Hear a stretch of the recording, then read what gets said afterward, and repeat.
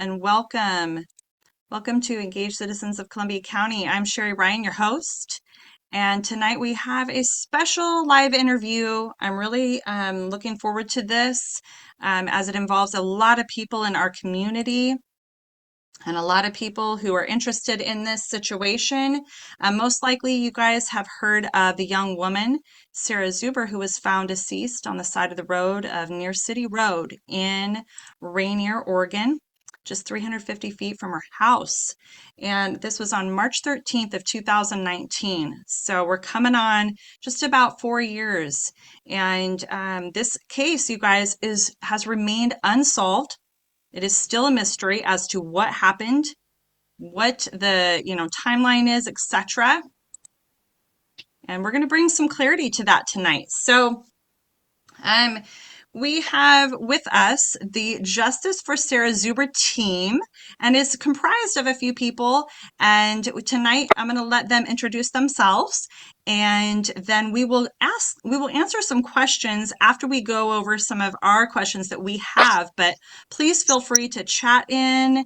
Feel free to put in the comments on our live page or in this broadcast as to your questions, and we will do our best to answer them, okay? So let's get started, you guys. Jennifer, hello, and Bree. Hey there, Sherry. Hello. Hey. We got Mercedes coming in. Yeah. And Mercedes is joining us also. Hello, ladies. So tonight, you guys, we have the Justice for Sarah Zuber team. Welcome, you guys. If you want to introduce yourselves, please. Yeah, so first of all, Sherry, thank you so much for the opportunity to sit down and chat with you through Zoom or, Facebook or whichever one we are currently on, or both. But it's a very important topic. It's one, obviously, that we feel strongly about. It's apparent that the community feels strongly about that. So we thank everybody that's listening, everybody that's on the line, anybody that always asks questions and that does so tonight. I'm taking my vitamins, so if you want to go, turn yours on. We need to mute that. I don't want to share with you, but I was just about to mute your your audio, everybody, and I'm trying to mute everybody as you come on. So please mute your phones. Thank you so much. Continue, Jen. Yep. So I'm Jen Massey, and I am the one that started this campaign. I'll get back to how I started it, but also to my right here is I'm Bree Gaston. And I'm Mercedes Massey. So this team that's in here right now is part of the Justice for Sarah Zuber team. However, it's not inclusive. We actually have a very broad net. So we're representing the team here tonight, but there is a group of people from, retired police officers, military folks. We have doctors, we have nurses, we have a whole bunch of individuals that we collaborate with on a consistent basis.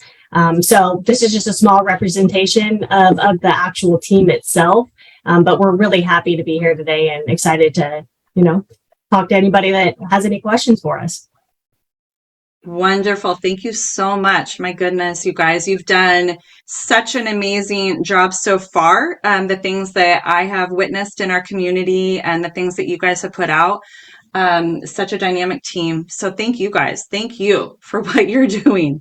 So Jen, can you tell us a little bit how you personally became involved in this case with the Zubers, etc.? Can you kind of just give us that story? Yep, absolutely. So it's kind of an interesting story, but as many may know, that my husband actually ran for sheriff in the last election, which this is a great opportunity to say this has nothing to do with politics. It has nothing to do with the current DA, the current sheriff. It has nothing. It's not a Massey versus Pixley situation. This is about a community and a deceased young, beautiful lady situation here. So during the campaign, one of the things that my husband was focused on is the major crime scene. That was a platform that he discussed, because there's those that are in law enforcement know that there is an issue. We had a lot of cases that were brought, Washington County or other counties were brought in to investigate them. We did public records requests. We knew that there was issues that it was only functioning in name only, which, through the records we've reviewed now, it's obvious it's true. So we started talking about transparency, and I worked with my husband a lot on the posts for the campaign. So I got to see the records and I got to work with him on the posts. And very early on, he started talking about transparency, wanting to have city halls. And when we were out and about, people would come up to us and I was just kind of in the shadows, but they were talking about the lack of transparency. What happened to that girl that was in the ditch? And sadly enough, I mean, I didn't even know about Sarah. I vaguely remember hearing something, I think, but I didn't pay attention to it, unfortunately. But, this was just one case that came up. And as the campaign went on, the Zubers, in fact, Rebecca actually heard about my husband in the campaign during one of her Bible studies. And they don't have social media. So it came, hey, who's this guy talking about the major crimes team? Because obviously they were adversely affected and still affected by what's going on in the community as far as the investigation. So from there, they actually reached out and met with my husband and I during the campaign. And at first, I was really taken back about what I had heard as a mom of two daughters. I just couldn't believe what I was hearing. I didn't know, is this just grieving parents, which would be rightfully so, right? The stuff that they said, I'm thinking there's no possible way, even with the concerns that were raised with a lot of the way that things function. I thought this isn't possible, right? So at that moment, my husband made a commitment to him if he was elected that he would do his very best to, get the case opened and reopened and looked at and to see if he could help them. And I said that, if he wasn't elected, that I would champion the cause. And that is why I'm sitting here right now. So it was a commitment. I looked both the Zubers in the face, specifically Rebecca. And yes, I was crying at the time because I just was horrified at what I heard. And I made the commitment to help. And I'll be honest, I wasn't really expecting what we got into. This was Pandora's box for me. I'm pretty logical, analytical, and I like evidence-based information. And so I didn't know at the beginning if I was just still dealing with a rightfully so grieving family, or if there was what the actual substance of the content was that affected this family so adversely, and why they still felt the way that they did, that this was unanswered questions, that they were mistreated, that this case wasn't handled with dignity and respect. They still don't know what's going on. And then when I dug into it, it was I just don't even really have the words, or it's hard to articulate all the issues that we've run into between reports. And I mean, we can go on, and I'm sure you'll ask later, but it was Pandora's box, and it was not quite what we expected. So Wow. Thank you so much for fulfilling my obligation. That's what I'm doing. Staying to your word. And the thing is that we're just average people. Like literally, we're just moms and other people that are in this community. We're no different than anyone else. This is definitely, we're obviously pro-police. We're married to police. My family comes from law enforcement and public service background. We're like, if anybody knew me, I was like part of the Back the Blue, and, so are my kids. And it's not about that. This could happen to any one of us. It could happen to any one of our families, and simply it can't. We have to hold our public officials accountable. And I think a lot of times when people either are elected officials or they have badges, I think the natural reaction is people kowtow to that. It's an intimidating thing. We're well aware that we're probably targets at this point for the DA or the CCSO, because we're actually making noise and saying things are happening. Things have been said from people that work in the DA's office. And, at some point people have to stand up for the things that are right and speak about truth and justice. And this is a beautiful 18-year-old child that was found in a ditch 350 feet from her house. The mental aerobic of circus of stuff that was thrown at this family. It's enough to make your head spin. And we've provided, and you've been able to see this information. It literally makes your head spin. Oh, we actually have a visitor too, Alicia. Welcome. Hi. Hey guys. So we have Alicia on too. That is the podcast for Murdered in the Rain, who also could it's enough to make your head spin, and you do this a lot. So it's not stuff that we've just provided as hearsay. We've actually provided information and factual based evidence on things that have gone on in this case. So we appreciate you as well as sharing, and the citizens that had tagged you in it. I had never heard of your podcast before either. So we appreciate this is not a Justice for Sarah team inclusive situation. We could not have gotten as far as we have without the community showing support and rallying around. I mean, this is, I think, one of the most profound things, and it kind of gives me chills, but I talk to the Zubers daily, many times a day, a lot of times. And I think that's one of the biggest things that has come of this case, is that as a community, we can do so much when we come together. And again, it can happen to anybody. So when something doesn't seem right, look right, or people have concerns, like taking the moment and not just believing everything you hear, but digging in and ask questions, especially to hold people accountable. That's where we can make a huge difference, in our communities. And that's what we're doing and here. to make it better. Yeah. I mean, right? That's what we're trying to do. Nobody's perfect. Exactly. No. There's mistakes that happen in every single situation. There's mistakes that happen in every investigation, in every, circumstance, right? Alicia, welcome. Would you like to kind of give us a little bit about you and what Murder in the Rain is? Hi there. So Murder in the Rain, we are just in April, we'll be 4 years old, and we are a true crime podcast that focuses on cases in the Pacific Northwest, mostly Oregon and Washington. And I got involved in this because we had a couple people, I think from the Facebook group, reached out to us. We had, I think, an email or something, and someone was like, you guys need to look into this really weird case where I grew up. They didn't really say it was an accident, but everyone thinks it's an accident, but it's not an accident. So, and that's how I got involved. I reached out to Jen through the group, and now I'm a part of this. And it's been frustrating, and moments of excitement of, hey, this might be something, and other moments of, speechlessness. Yeah, right.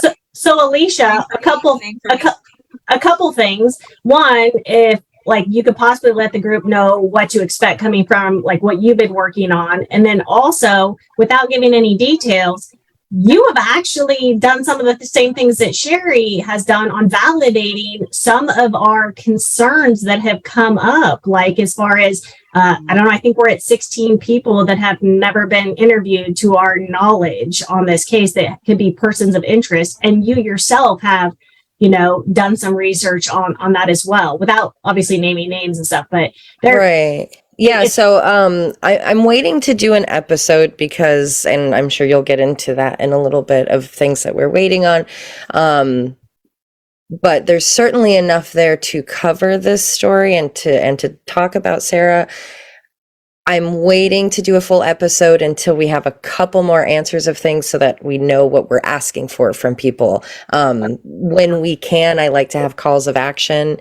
And, we had one recently for a similar case in some ways, and had really great response. A lot of emails were sent. So in covering Sarah's, I want to be sure that we know exactly what we're asking for. So that's why that's being held for now. What I have done is recorded, we have a segment on Coins AM Extra, which is their morning show on the CW. And we have a weekly segment of True Crime Tuesday, which is about a 2-minute long segment where we cover cases of unsolved murders, unidentified remains, missing people, so on and so forth. So I was able to do a True Crime Tuesday on that. And what's really nice is, I think because we're our own entity, they are not very strict with us, so we don't have to follow news protocol quite as much. So when I wrote her story, it was, as though I was speaking to the sheriff's department and to people whose names have come up as possible involvement. I really pictured them and was just kind of like, this case probably cannot go to court because the paperwork was so mishandled, but there is a $10,000 reward just for information. So it was like, I'm going to be sending that. Like Jen said, I have been in touch. There have been some names that have come up. And like she said, we're not followed through on as tips. And I've reached out to those people on Facebook and have had some conversations. Those conversations have kind of tapered off. The more I ask and the more I bring things up, they've become a lot more quiet. So I was thinking about them when I did the True Crime Tuesday recording. I was like, I'm going to send that to them and maybe it'll inspire a phone call. So. And the thing to also mention is that, like I said, we're average citizens. We're not competent. We're not qualified. We're not investigators. We're not in law enforcement. We're not trained on it, nor have we ever claimed we were. We are average citizens that basically, if we wouldn't have done what we've done so far, we would not be in the position that we are right now. And that's the reality of it. So we are in no way, shape, or form saying that, we're investigators. We're not, but quite honestly, the ball was dropped, and that's why we are where we're at right now. I wouldn't have 17 pages of 12 font single space concerns with this case to take to the Department of Justice. We just wouldn't have it if we wouldn't have all come together collaboratively and started asking these questions. So just to state that. Yeah. You're not investigators, but you're investigating. Right? I mean, quite honestly, just sitting down, I probably have, 100, 200 hours into this case. I mean, there's a lot of, you get the 1:30 in the morning emails. There's a lot of stuff just sitting and looking after pictures and after, a lot of, I feel like I've gone through everything with a fine-tooth comb few times now, and every time you do, you find more errors, inconsistencies, things that have been missed, things that have not been provided, which we'll talk about later when it gets to the public records requests. I'm sure don't want to derail your interview too much. We could talk about this for hours. Totally. When I think about the factors that really compelled you three to mostly you, Jen, at the start, and then to bring these other people into it who are in your life, right? Yeah. The factors that really compel us to get involved is, number one, is like that we're a community and we want to help people, right? Yeah, my family's been here since my family's been here since 1928. And we've raised both our children here. We live here. We are expecting to have grandchildren, not that we're expecting any, but hopefully I'll have grandchildren here at some point. And you always want your community to be better. And like I said, I look at the fact that this could have been either one of my children in this situation. And I quite honestly believe with every ounce of my being that if this did happen to my children, that this wouldn't have been handled this way, because my family and my husband's in law enforcement. I think it would have been handled very differently than it was. But I think that, after talking to many times with the Zubers, it's like they didn't know. They didn't have the resources where we are now from, November, when they literally defeated, which is unbelievably repugnant and unacceptable, but just completely defeated. And we were the only option of hope for them. That could have been my kids, but I don't think it would have handled this way. And we would have known, what to ask. Yeah. Yeah. That's interesting. And that's kind of profound to say, Jen. That's what I think. I believe that. Yeah. Yeah. I agree. I agree with Jen on that 100%. My husband works with her husband, and I was horrified reading through this these things. And first thing, we looked at each other and we said to each other, if it was our kid, this would have been handled completely different. Wow. Or you could go back to Alicia, which has the quote of the entire investigation at this point, and it was, "Is this a joke?" Like that like I will forever remember that, because I looked at her and I'm like, it's not, but it sure feels like it. It really does feel like it. It feels like it, right? Yeah. You were there, Sherry. You remember that moment, and that is a profound.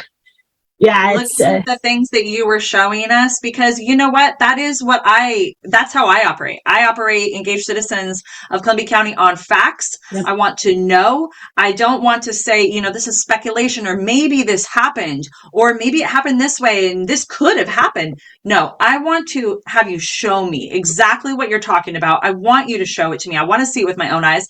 I drove to a person's house. I want to hear it out of their own mouth of what has happened, right? and that's what and that's what we appreciate about you, is the fact that it's facts and evidence. There's not like the feelings that go along with it or the emotions that go along with it. It's this is how it is, right? And that's why on our Facebook page, hopefully everybody has a chance to go to it, but we try to post all of like factual stuff, like snippets of documents or stuff, so it's from the real file, and everything on there goes through the Zuber, so it's approved that we're sharing it, of course. But that's what we appreciate about that, because it's not about the emotions. And that's one of the things that's been really interesting about this case for me, is that, I post a lot about Sarah and a lot about the family, and I'm getting to know Rebecca and Randy pretty well. I didn't know Sarah. I didn't have the privilege or the honor to know her. I haven't even met her siblings yet. And I'm so excited to do that. I communicate with her aunt, but I've never met her, and I'm just going to hug her like so tight when I actually meet her. But having conversations with Rebecca, and she's like, can you come here and can you look at these pictures kind of like you did and hear the stories about Sarah? And, I couldn't even watch your video. I said, I can't do that right now. I have to keep all the emotion out of it, because it's hard enough being a mom and picturing this. It's always in the back of your head, especially looking at the horrific pictures, right? It's like the back of my head. And so I have to keep those emotions out, just to stay focused on what we're trying to do here and not be clouded by it, and just be facts and evidence. So keep up the good work on that. That's why Engaged Citizens needs a lot more attention. You're doing great work here by providing this service for the community. So thanks, we appreciate it. Yeah, thank you guys. And you guys get it, and that's how it flows, and that's why it works. And so thank you so much. So you've talked about the factors that really, made you get involved. What have you guys done so far? Like, what are, like, when you talk about, like, we've looked at different things, and we've, different records or different things, like, what is it that you guys do of how you investigate? Well, so first of all, it came back, like at the very beginning, like I said, I didn't know if I was dealing with just emotionally grieving parents, which would be completely normal, or if we're dealing with something more here. So, Rebecca called Sarah in a box, and it just, that breaks my heart even thinking about that. But literally, Rebecca is the most, she is the most heroic person that I personally have ever met. She is a champion. She is a warrior. She doesn't know how strong she is or what an inspiration she is. So true. Because she kept at it. And I'm sure that, just the sheer amount of effect of toll that took on the family, because I know how much time this has taken for me to go through this stuff, and I'm not even emotionally like distraught like she was, right? But she had a file box that, like, every single conversation, every note, every detail, you've seen it. It's the most insane thing I've ever seen. And thank goodness she did it, because right off the bat, she knew something wasn't right. And so this box, she would have to put it away and hide it from herself, because she would go back because something wasn't right. When you know something's not right, you keep going back and back. And so she actually, I said, I need to understand what's going on. If you want us to help, we'll try to come up with a strategic plan on what we need to do, and we'll collaborate and brainstorm and use resources. But I need to understand. So she brought the box over. And she put, so actually Randy did, her husband, and brought it over. And I just remember there was a profound moment, because he put it on the kitchen counter in the island, and him and Terry were standing on one side and I was on the other side. And I like kept staring at that box, and there was some reason that I felt like compelled, and I just put my hand on top of the box while I was standing with both of them in the kitchen. And I don't know why, but it's just because of how heavy the gravity of that box, and what it had to take for the trust that Rebecca had, that she had lived out of that box for 3.5 years. That was her life. and to trust me enough to give me that box to look through all their most personal things and all the things, you know, about their daughter. And I mean, that's just so incredibly profound. So anyway, I know that's kind of drawn out, but it was a very pivotal moment for me. And I didn't even open it for almost 24 hours. I put it in the safe and I'm like, okay, I've got to be in the right mindset here. And I started opening up, and it was like in the first paragraph, it was the memorandum that the DA put together, the closing memorandum that didn't even have her in the right spot. And I thought, oh boy, what are we in here? Right. So the records in the box, there was like zip drives and all this other stuff. So trying to put all that stuff together, it was a complete mess. Honestly, it was like missing pages or missing reports.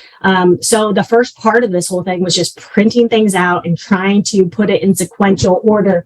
Like, you'll see this, like right here is all like the pages like printed out tab so that I can go back and look at them. Right. So it's like a lot of time to put those things together.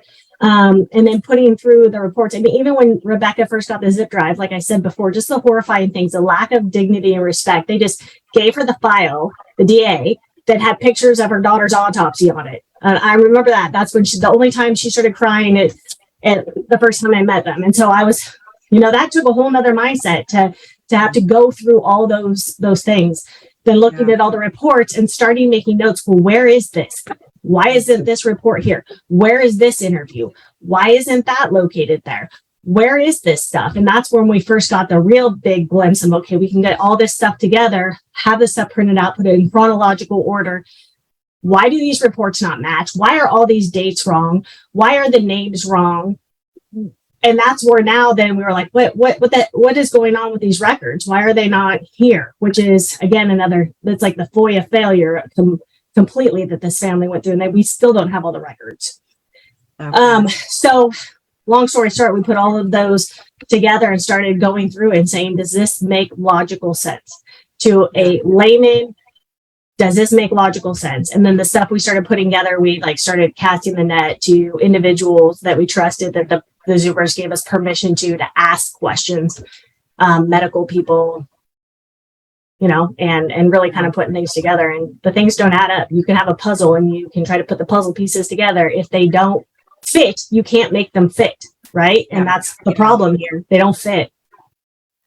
Wow. So you guys you started with getting that box and taking that all out, then getting more records and trying to find that puzzle pieces to put together to make it all make sense. Yeah, and 3.5 years later, there's still puzzle pieces that were missing.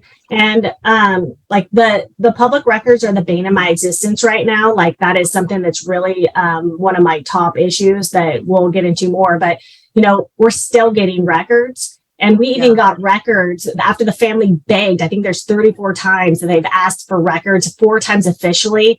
And just so people know, if you ask for a public records request and it's denied for whatever reason, they have to state why, right? Whether it's redacted, ongoing investigation.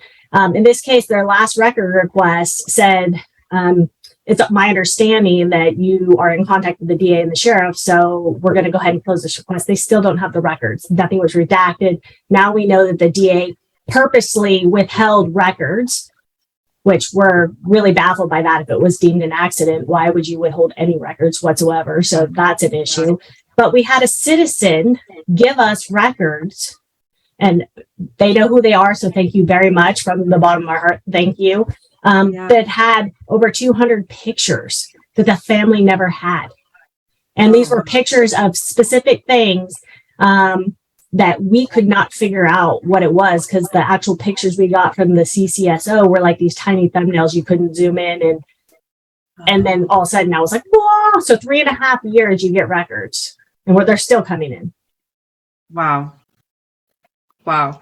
So people have come to you with this information, put this together to put more of the pieces of this puzzle together. Can you tell us about the Facebook group, like how that started? Well, okay, so I don't have social media. I used to have a Facebook page way back in the day. And about, I think 2019, I got rid of all social media. So I'm kind of that oddity. But that's the way you get, you know, in touch with people nowadays. So I needed some help with that. So we got a page set up. That's why I have a Facebook page now that has my dog on it. And then these wonderful ladies over here actually help manage the page because I only have it on my desktop. So they'll have to say, Jen, there's a message. And then I go in and do it. But they help manage it. But that's the best way that we could think of to get the information out. We're able to share it to the concerned citizen page. And then also we really like it because it's very engaging. We try to answer all the questions. We tell people, ask whatever questions, because that's what we sit and do. We sit and collaborate and ask questions and bounce things off and theories and what ifs. And our citizens, our fellow citizens have had really great thought-provoking questions that have made us go back and relook at some additional stuff. And even, people will private message and ask us questions too, things that are most sensitive, or like a sensitive nature, like, something that came up was like, was there a sexual assault? Nobody had asked that, but that's a really good question. And so we were able to just put that on the page very, with dignity and respect, but that is a question that's come up. And so we try to be very engaged, and that's one way we can do it is the Facebook page. I've had people ask me questions about this, and I have just referenced them to the Facebook page because you guys have literally laid it all out. I can scroll through that stuff and I can look at different posts, different comments even. I look at everybody's comments too because, people are thinking of some of the same things I think of, and you guys answer like every single comment and every single post. And you guys, just hats off to you, like a fabulous job of doing that. So thank you so much for doing that in our community. Like seriously.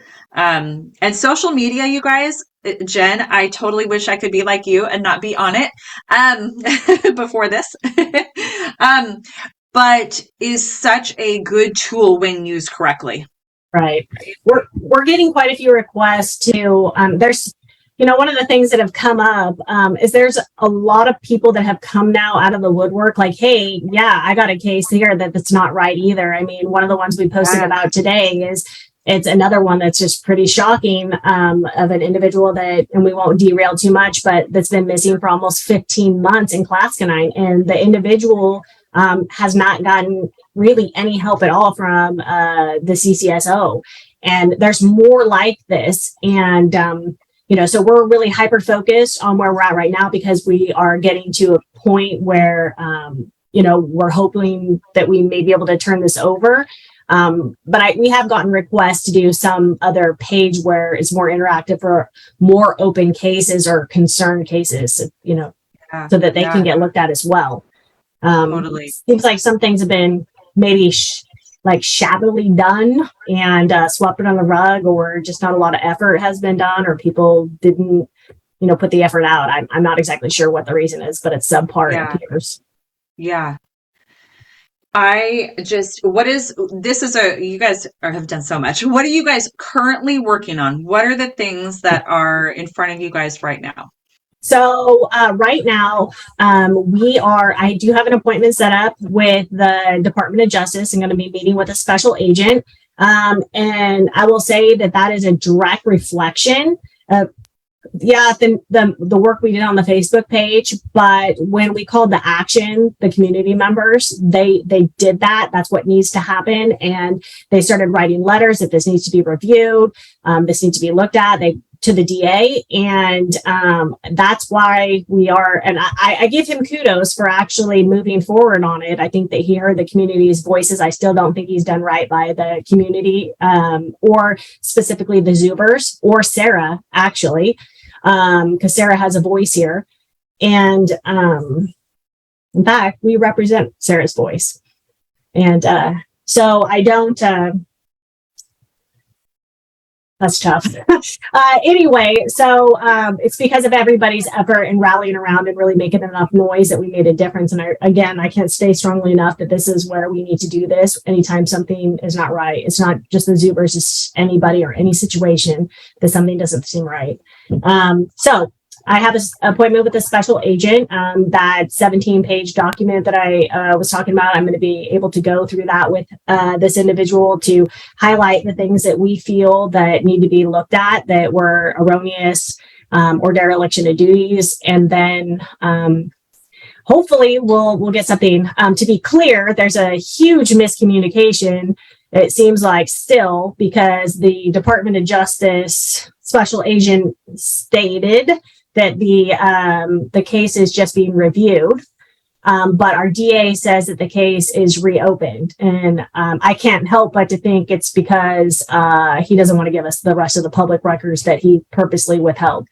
So if it's open, he doesn't have to do that. So I have a lot of concerns with that. My main concern is because I don't know if there's anything there. First of all, I can't figure out why you would withhold records if it's an accident. That doesn't make sense to me. That's a great observation. Yeah, and if there's something that could have come out later that's a concern where somebody would be prosecuted, which is, by the way, the Zubers just want answers on what happened to their daughter. That's what they're focused on. But here nor there, then why would you ever close the case and call it an accident if there's something there? Why wouldn't it just stay undetermined or close it undetermined or however else they do it? Like, that makes no logical sense. My concern is sitting down with the special agent and not having those documents. I'm suspicious of what those could be. And I'm also really concerned that the special agent is not going to be given all of the documents to do a thorough evaluation of the case. I mean, it makes also no logical sense how, like, if the leading agency was a CCSO and then the Zubers asked for records, however, they don't have all the records or didn't produce all the records that came from different agencies. I'm talking like St. Helens, I'm talking OSP, I'm talking, whatever else was out there, right? The OSME, like, how do they have all these records? Or if they did, why would they not provide them? So that's a big concern right now is, are they really going to be given all the information? Yeah. That is that's one of the top issues here. That's one of the top concerns, right? Yeah, and we don't trust the fact, because the waxing and waning that has gone on the entire since the onset of this case, right? From the very next day when you had the lead detective stating that Sarah died from unnatural causes, she had fractures in her neck, right?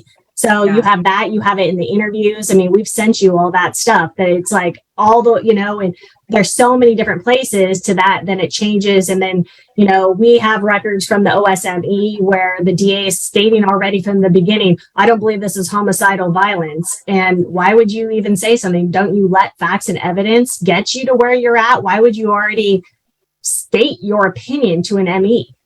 Yeah. Like, it's just, so you guys are looking at all of this evidence. Can you kind of provide for everybody that's listening the top 3 things that you have found to be inconsistent? Like, where you're like, these are the top 3 things that are not adding up.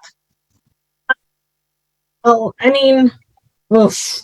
Okay. Yeah. So I know that's just asking a lot, but time wise. My top 3. Yeah, I know. We could talk about this for a lot. Yeah. Alicia's over here like jumping up and down. So first of all, like the communication, the neck fractures, right? That's a big piece. Yeah. The neck fractures don't make any sense because they said that she has fractures. Even when they sent Sarah back home, the ME kept pieces of her neck. The ME said that there were serious concerns. That's new records we just got from them. Serious concerns about this case. And then all of a sudden that she doesn't have neck fractures and that doesn't exist anymore. But in the closing memorandum, then there's neck fractures again. So it's almost like the Where's Waldo of neck fractures. Like, do they exist or do they not exist? Right. And there's a lot of things that don't add up as far as, we don't think logically you look at lethal dose 50 that, she did have a blood alcohol level. It doesn't have secondary testing. We don't know when the blood was actually taken. We don't know how anything like that is, but it was a 0.162. Lethal dose 50 is like 0.40 based on people we've talked to. Most DUIs around 0.2 plus. So the thought of this individual or Sarah, being 350 feet from her house, laying down in a ditch and dying from intoxication and hypothermia doesn't seem really logical. also, we started pointing out things like the treads on her shoe not having like gravel in it. And, the fact that she had debris all over her that looked like she rolled in foliage or had to like go through like a cornfield, like in her hair and all of her clothes. It doesn't make logical sense. And that's what we're struggling with this case. The other thing is like, I mean, you just have so much, like not one of the main things, but the errors in the reports, right? They had the mom listed. And you have all those. Not having GPS records is a big problem for us. We What do haven't you mean located the them. mom listed? What do you mean the Well, mom they had the listed? mom listed as the one deceased in the ditch. In like, I mean, reports? Yeah. Like Oh, it's just errors after errors after errors after Yeah. errors. That add up and add up and add up to show that the discrepancies where you're like, I don't trust that this is good. Who's That's all. overseeing it? Yeah, and Norm Miller only showed up. He was like deemed as the lead of the MCT team, but we only see him in 2 emails at the very beginning, I think on March 17th and 18th or something of the sort like that. And then Sheriff Pixley is actually involved in all these emails throughout the period of time, as well as the DA. And David Peabody shows up in some as well. Okay. But yeah, so that's a concern. Not following up on leads is another concern. Like I said, it looks like there's about 16 people right now, or is 16 people that we feel that could have be points of interest for this.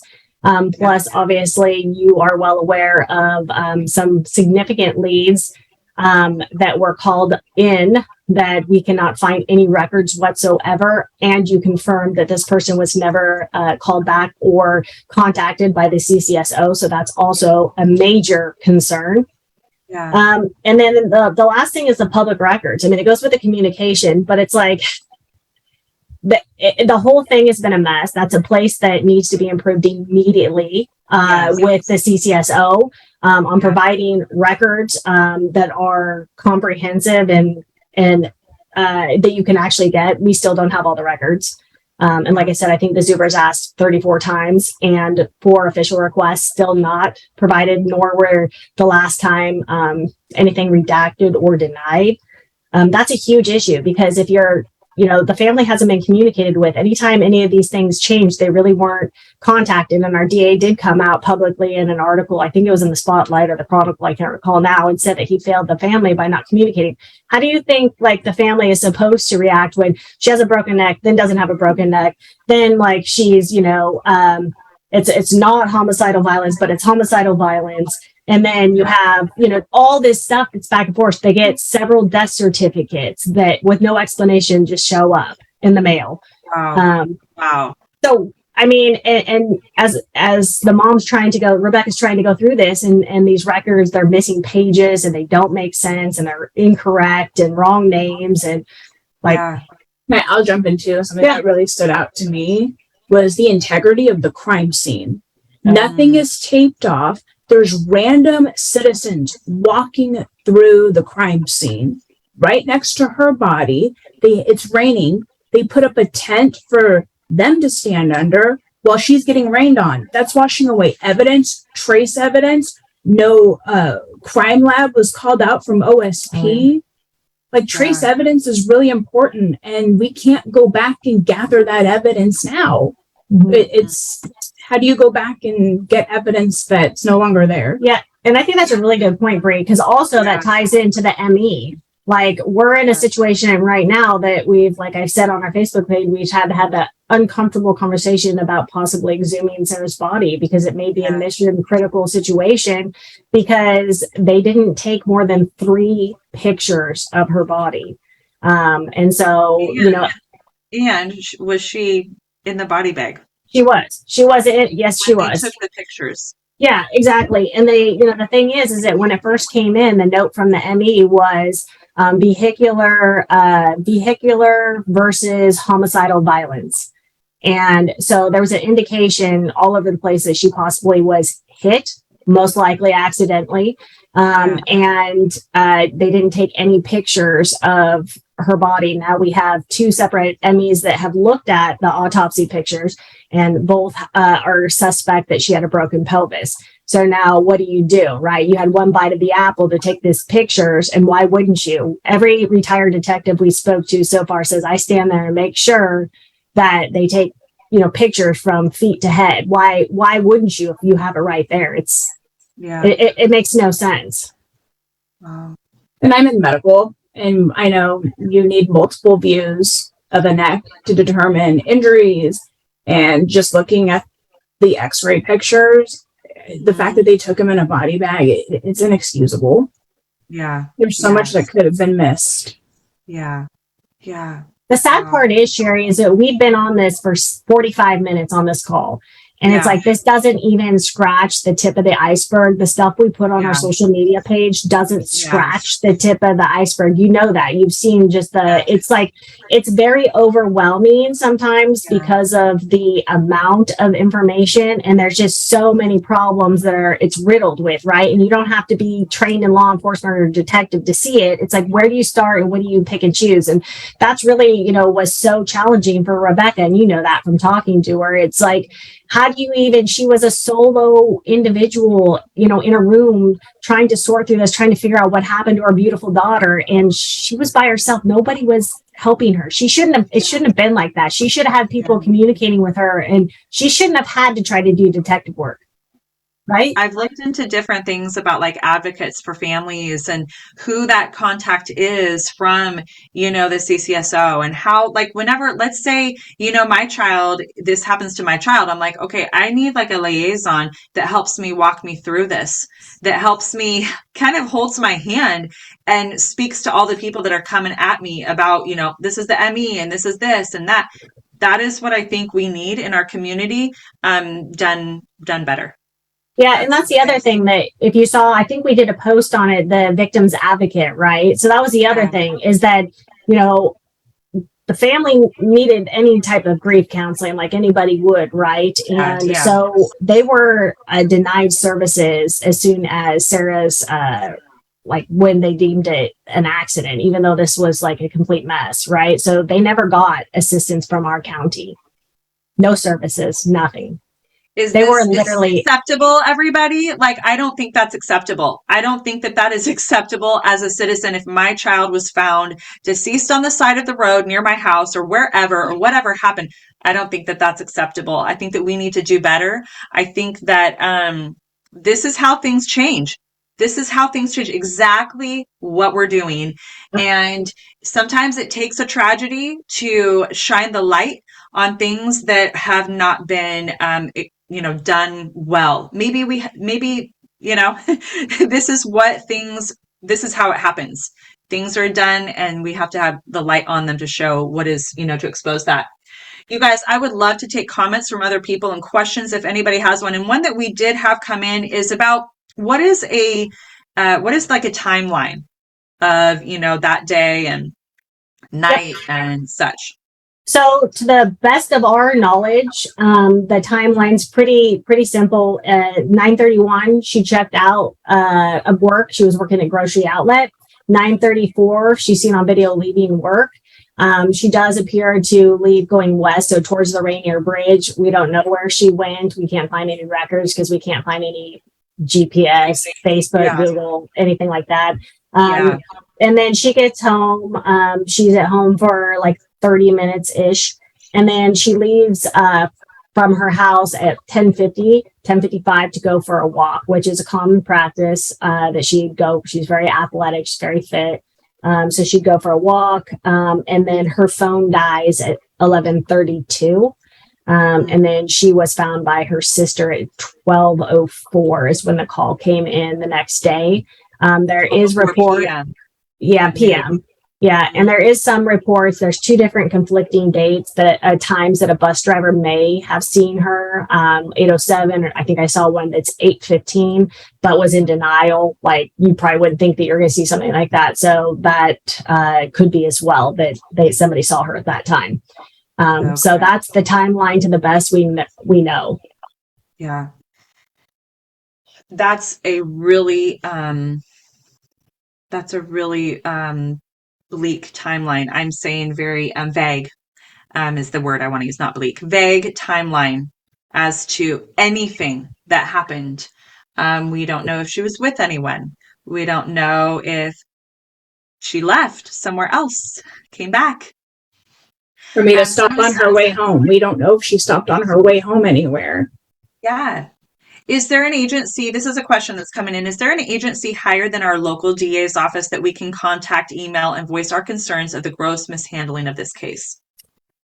That's a really good question.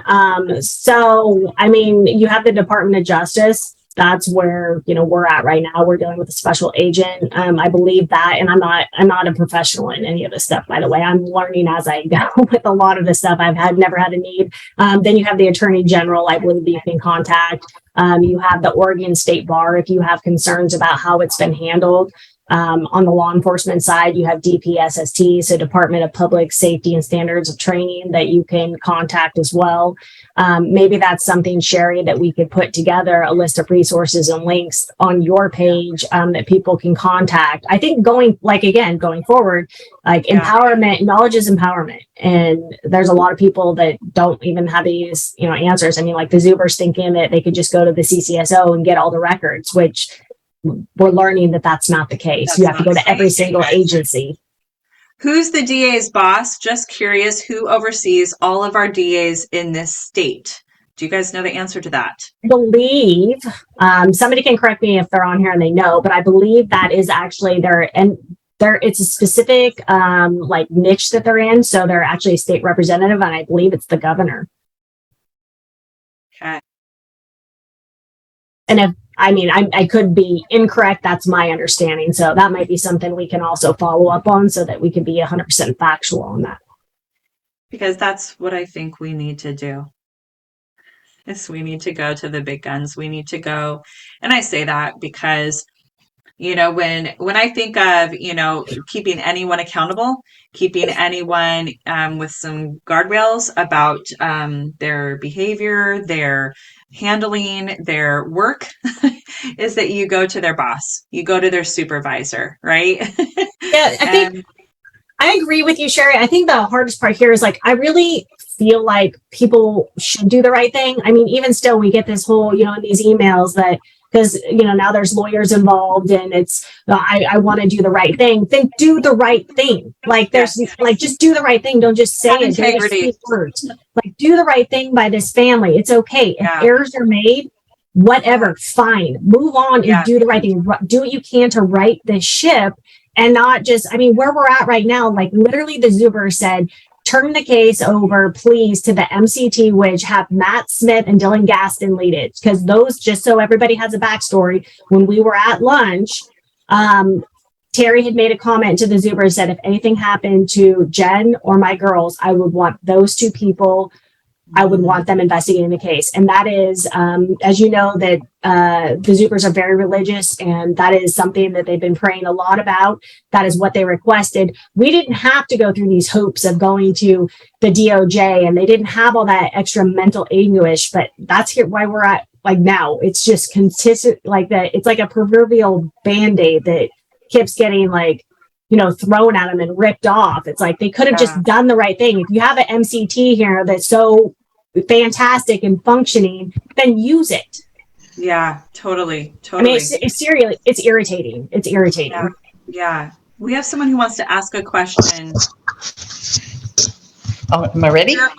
Yes. Hi, ladies. My question is, when we find our sheriff, our police departments, and our district attorney, everybody, for dereliction of duty and destruction of evidence and everything, who is responsible for restitution to this family? Them personally, or do we as a community have to put money in the coffers to cover their behinds? That is a really good question, and I don't know if I'm qualified to answer that. I'll take my best stab at it. It has come up quite a bit. Any type of lawsuit has not been a focus of the Zubers to this point. They literally want to go to bed at night and understand what happened to their child. That is what all that matters to them. That is what they're. Yeah, Sherry, you know that. They weren't even pushing for the prosecution of anybody if somebody did something, if it was an accident. They just wanted They just want to know. And that's why, again, the rewards actually don't say conviction or arrest or conviction like Crime Stoppers typically do. The lawyers orchestrated that in a manner just to solicit the, evidence that they could get to help that bring in the information. But I'm not sure. I believe that there's several things that could happen. One is that they could file a civil suit against the CCSO and name the DA, the sheriff, and the lead detective personally if they chose to. Again, not a lawyer, not a professional, don't know that. Also, the citizens could choose to demand to have somebody put in resignation, the DA, the sheriff, and have them step down for their dereliction of duties and malfeasance. Or there could be some type of, something else. I'm not exactly sure. Like I said, that has not been a major focus of the Zubers. It's not something that we've spent time or attention on. We've been just trying to get them the answers of what actually happened to their daughter. So it's a good question. I'm not really sure that they're at a place to Alicia answer it. answered that it's her understanding, Alicia, from the podcast. It's my understanding that the money would depend on who was sued, county or city. And yes, it comes from your tax dollars. That's bull stuff. Well, the thing is, there's actually been a lot of lawsuits, and that's another thing that's come up, is that there's a lot of lawsuits that have happened with the CCSO, except for the fact that there's usually a settlement and there's a gag order that goes along with it, except for the wives aren't gagged. And so there's a lot of stuff that we have information about that people wouldn't have because, like I said, it's a settlement. There's gag orders in place. So we got Houston, we got a problem. There's there's bigger issues here than just this. So if we see a major problem with our the people in charge, what actions can the community take against the DA, against the sheriff, against those officers to draw extra attention to those people from the higher beings, the people that make those decisions that can per se discipline these people? Obviously, you can't go to the sheriff to complain about the sheriff. What can we do for that?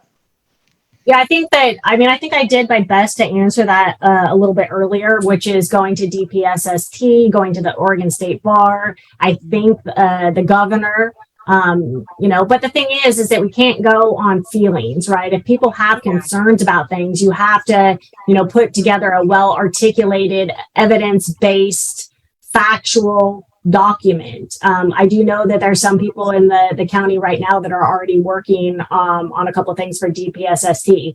And so things are being done, but like I said, it's not a focus of anything that we're doing or the Zubers are doing. For us dumb laymen's, what is DPSST? It's a Department of Public Safety Standards and Training. You know that was a setup question because I know exactly what it is. They certify the police. That's who gives them their certificates. They do the training. They police the police, huh? That's the Department of Justice. The Department of Justice polices the police. Yeah. Did we have any other questions, Sherry? No. How can the public help? Okay, so there's two pieces of this, and I thought about this a little bit. The public can help in a couple ways. One, in general, always do your research. Don't just take things at face value. Like, I think we've become like so numb in society that we're like, the societal norm is it's posted on social media and it must be true, right? There's a lot of stuff that's been put out there that is just, it's misleading, it's incorrect, it's wrong. And I think that we, as people, need to do a better job and ask questions and stop just believing everything that comes down the pipeline. So ask for information, ask the questions. If it doesn't seem right, continue to do that, because nothing is going to change. We're not going to hold our public officials accountable unless we start doing that. So I think that that's one of the biggest things. And then also demand transparency in general. Like, if something happens in our community, like Sarah, this has been one of those things that have come up quite a bit. Whatever happened to that girl? I don't know how many times I heard that. And, I didn't obviously have the answer. And they're like, why is it all of a sudden it was posted and then nobody heard anything about it? This is our community. This is where we live. We need Yes. to demand to know what's going on. There's some things we're not going to be able to know like right away or know the minutia of it because, you know, we're not trained, we're not law enforcement, we're not detectives, we're not any of those things. But let us know what's going on. Don't just like feel like it's going to be swept under the rug. So demand transparency. For Sarah, man, first of all, don't ever forget her. Don't forget about Sarah Elizabeth Zuber. She was an amazing, beautiful individual here on earth. And she is doing amazing things right now, bringing this community together. We're on the search for truth and justice. I think that there's going to be a wake that happens here, like a ripple in a pond with a pebble, that we are going to do good things under her name. So please don't forget about her. Continue to ask questions. The involvement, engagement between the citizens is so important. And then also, please, if at all possible, show up to the candlelight vigil that's going to be on the 13th. It will mark the 4th year of Sarah's untimely and unfortunate passing. Please show up there, because the first time that they had a vigil, you know, Rebecca and Randy obviously were extremely grieving, and they showed up and were kind of in the back. And I am so proud of Rebecca that she is going to be able to be there. She has the strength. She's going to give a speech. She's going to thank people. She's going to give her message. And that is because of everybody that has stood behind her. She doesn't feel alone anymore. And nobody in this community should feel alone at all. And I'm so proud of her, and I'm proud of what she's doing. So show up to the vigil. We're going to have media. Well, media was involved there, invited there. But this is a great way to show solidarity, get to know your neighbors, network, so that you never know when you're going to need somebody else to, you know, call upon in a time of need. So please do that. And I'll post all that on our group. Can you tell us a little bit about the reward? Yep. So these little things, there should be all over the county now. If you can, hand some more out. We have 8.5 by 11, or we have little ones to go on the counter. But it's a $10,000 reward, and it's for anyone that can reveal the identity of persons responsible for Sarah Zuber's death. Confirmation will be determined by law enforcement. So again, it's not the same verbiage that is like on Crime Stoppers. It says it leads to arrest or conviction. The lawyer specifically wrote it this way, so that, you know, people would feel more comfortable coming forward if in fact they knew somebody or, you know, were involved themselves. So it's a $10,000 reward. We have gotten quite a few tips in. So those tips are not shared with the family, just you're aware. They come to the Facebook Messenger, or we've asked people to send it to the email that will be shared with the Department of Justice. But there's that. And share one more thing. One of the things we are also working on, I forgot, is we are working with a reconstructionist as well. So we're in the battle for public records for part of a record that would seriously help a reconstructionist versus having a picture of, unfortunately, Sarah deceased in the ditch. We need actually dimensions and things like that. To be clear, the individual that came out from OSP is not trained specifically on vehicular versus pedestrian homicides. So we are working on that. But that's just another element of just pulling teeth to get information. So also, I should mention that you can look up anybody's training on DPSST's website too. Like if you guys see where we've like posted like the training of people and like some of the anomalies there, like you can use it as a resource to see what people were trained at as far as law enforcement. We have so much information at our fingertips. We just need to utilize it. Totally. I agree. You guys, do you have anything else that you'd want to say before we're done and wrap it up? I don't think so. Again, I just it's an overwhelming appreciation for you, Sherry, for doing the hard work and putting yourself out there. You know, you're really doing wonderful things for this county by bringing really the only investigative journalist that we have here, in my opinion. I appreciate everybody in this room and everybody that's working with the family to bring hopefully peace and closure to them. And my thoughts and prayers go out to the Zubers tonight, and just know that like we're doing everything possible to bring that peace and closure to you finally. Yeah.